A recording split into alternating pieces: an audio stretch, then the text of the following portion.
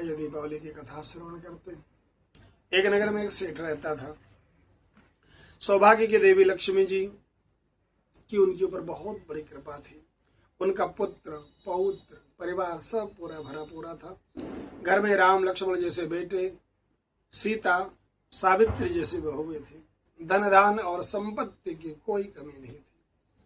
उनके घर में किसी चीज का अभाव नहीं था। लेकिन सेठ जी कुछ समय से उनकी धार्मिक आस्था धीरे धीरे कम होती जा रही थी। उनके मन में लोभ और लालच बढ़ता जा रहा था।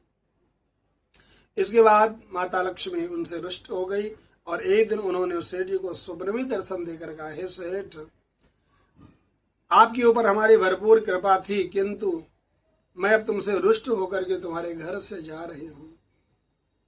हे माँ, आप मुझसे रुष्ट क्यों हो? सेठ के पूछने पर माँ लक्ष्मी ने कहा, इसलिए कि अब तुम्हारे मन में लोभ और लालच बढ़ता जा रहा है। किंतु जाने से पहले मैं तुम्हें एक वरदान देना चाहती हूँ, तुम्हारी जो इच्छा हो मांग लो। सेठ जी ने कहा, हे माँ, मुझे कुछ समझ में नहीं आ रहा कि मैं आपसे क्या मांगूं। आप कृपा करके हमको एक दिन का समय दें ताकि मैं अपने परिजनों से परामर्श कर सकूं। इसलिए कृपा करके आप एक दिन और रुके जब तक हम अपने घर में परिवार से परामर्श नहीं कर लेते। लक्ष्मी जी ने सेठ जी की प्रार्थना स्वीकार कर ली। सुबह होते ही सेठ जी ने अपने पूरे परिवार को एकत्र करके अपने बेटे और बहुओं को स्वप्न का पूरा हाल सुनाया। परिवार के सभी लोगों ने अपने ज्ञान के अनुसार परामर्श दिया। सेठ जी ने माँ को लक्ष्मी से क्या मांगना चाहिए। किसी ने कहा हीरे जवाहरात मांग लो, किसी ने घर में महल दो महले मांग लो। परंतु सेठ जी की छोटी बहू बहुत बुद्धिमान थी। उसने कहा, पिताजी, यदि लक्ष्मी जी हमारे यहाँ से जाना ही चाहते हैं तो फिर उनसे हीरे जवाहरात या महल भवन कब तक टिक पाएंगे? उनके जाने के बाद तो सब मिट्टी हो जाना है। मेरे ख्याल से आप लक्ष्मी जी से कुछ ऐसा मांगो जिससे वो मजबूर होकर के हमारे घर से जाने का विचार त्याग दे। छोटी बहू का सुझाव सेठ जी की आंखों में चमक आ गई। उन्होंने कहा, ऐसा मांगू? बेटी, क्या मांगू? सच कहूं तो इस विषय में मेरी अक्ल ही काम नहीं कर रही। मैं मांगू कैसे?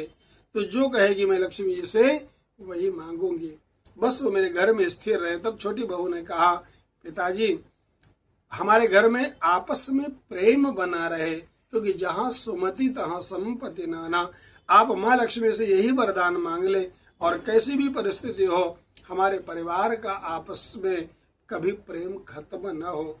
लेकिन ये वरदान तो रात्रि में मिलेगा। इसके पहले दिन में अभी से आप अपना धन लोक हित के कार्यों में लगाना आरंभ करें। कुएं बनाएं, बावड़ी बनाएं, गौशाला बनाएं, अर्थशास्त्र और पाठशालाएं, अनाथालय आदि बनवाएं और अपना धन व्यय करके पुण्य संचित करें। यदि लक्ष्मी जी की कृपा न रही तो यह सब कुछ भी नहीं हो पाएगा। सेठ जी छोटी बहू के परामर्श से बहुत प्रभावित हुए और अपने बेटे के सहयोग से शाम होते होते अपनी कुल संपत्ति का आधा से अधिक भाग परोपकार में खर्च कर दिया। जब रात्रि में लक्ष्मी जी स्वप्न में आई तो उनसे वही वरदान मांगा जैसे छोटी बहू ने कहा था। तब लक्ष्मी जी हंस के बोले, सेठ जी, तुमने जो कार्य किया है इस वजह से मैं तुम्हारे ऊपर बहुत प्रसन्न हूं।